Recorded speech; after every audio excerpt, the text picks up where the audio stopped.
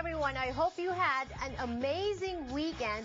Mine was awesome because it was relaxing. My name is Janelle Sawyer, Kababayan in Los Angeles, welcoming you to your Kababayan today. This is America's first and only daily talk show for and about the Filipinos. We have lots to talk about, starting with something beautiful and I guess also something that will unite, hopefully, a lot of our Kababayan artists out there. I'm talking about Cinema Gago. Is that, can I say that word? Anyways, it's a little bit irreverent, but they'll explain why that is. I'm talking about Nelson Datu Anderson, welcome to Kababayan today, and James Castillo. They're both filmmakers and they're both they're both members of Cinema Gago. What is Cinema Gago about? Well, Cinema Gago originally started as a Grupo de Gago way back in 1993. We had a show at the Los Angeles City Hall, and one of our pieces were banned, and we fought the city because they misinterpret the whole piece, what the piece is about. So Eliseo basically was part of that. He was the youngest of the group, you know. So now, 20 years later, we all kind of like reunite again. We started Cinema Gago, collective with artists, you know, painters and writers and filmmakers. And all right, let's take a look at this clip. Oh, this is offensive. The sexually explicit artwork, if that may be called. Is that the festival does not support censorship of our Filipino American artists. Painters are now again making a contribution to Filipinos in this part of the world. Educate the audience. Do not look at the painting subjectively. Look at it objectively. And look into the inner messages. To stop the madness of hate against our Filipino people, other people of color, and all those who suffer from oppression because of their religious beliefs or sexual orientation. It was because the man was saying, I am free, you are free, we have the right to be, let us be.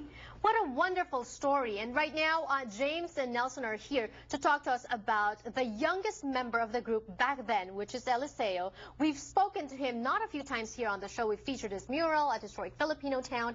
And I know that aside from him, there's so many other Filipino artists that are amazing. They deserve their own show. Right now, Eliseo is having that. Why did it take so long? Plus, why do you think that is? There's not too many Filipino shows in terms of exhibitions in the arts. You see, like, we always talk about we have to look at our past to move forward, right? And then for me, the show, Eliseo's art show, is really relevant, especially for me as a Cebuano, a Visayan. I've always felt that we were always been persecuted because of the way we speak. We're always portrayed in the media as, you know, uncivilized. And Whispers of the Babaylan, you know, like as it relates to the datus, the royalty, we had our own civilization. It's the same as with people in Manila. And I feel like, you know, we have to look at our past to understand where we are now, why we're so divided. And so, Nelson, it's not just an art exhibition, it's also education. yeah, basically, you know, the theme of the show is called Bulong ng, you know, Babaylan, means whisper of the shaman, you know, it's the same thing like Native American. So basically, you know, the Babaylan basically were women, you know, back in the days, you know, from 900 AD to 1571, you know, when the Spaniard conquered the Philippines, they were basically a lot of this Babaylan, you know, the shaman were prosecuted, you know, because with the king and tattoos and the blacksmith look up to them, you know, to like would consult with them, you know, what they need to do. Right. And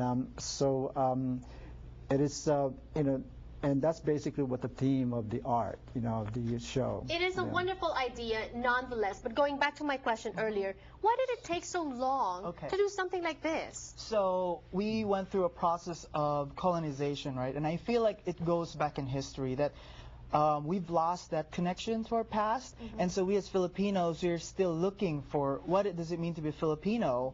And it's like our own people don't like look up to our own history, and that's probably one of the reasons why there's not a lot of artists that goes out there. You know, they just tell us, like, I'm young and my generation, they always tell us take nursing, right? Yes, yes. And or so, accounting, yeah. Yeah, so that's why like there's this kind of like environment. It doesn't foster a lot of artists. And I'm thinking now, taking this back to where we started, which is Cinema Gago. I'm thinking that this is what the objective of Cinema Gago is, to bring us all together. Correct, because the banners that we create is called Ugat Filipino, Filipino Roots. Okay. It's basically we're doing a documentary on that as well.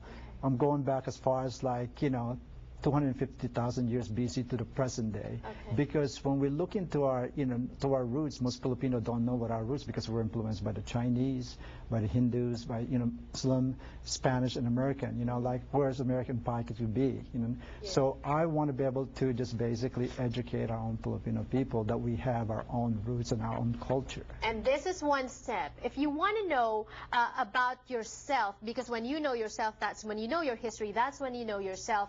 Come to the exhibition. It's not only beautiful, it's also educational, as we've talked about.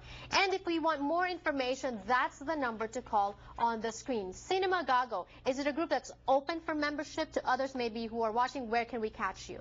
It's actually multi-ethnic. Yeah. Just to make it clear, Okay. we have members that are, from different ethnic groups. All right, just promoting, going back to the roots. The All right. arts. Well, thank you Exactly. so much, and Yeah. more power to both of you. Right. When we return on the show, we'll talk a little bit more this time about Kababayans who give care to other Kababayans. Should be beautiful, should be inspiring. Don't go away.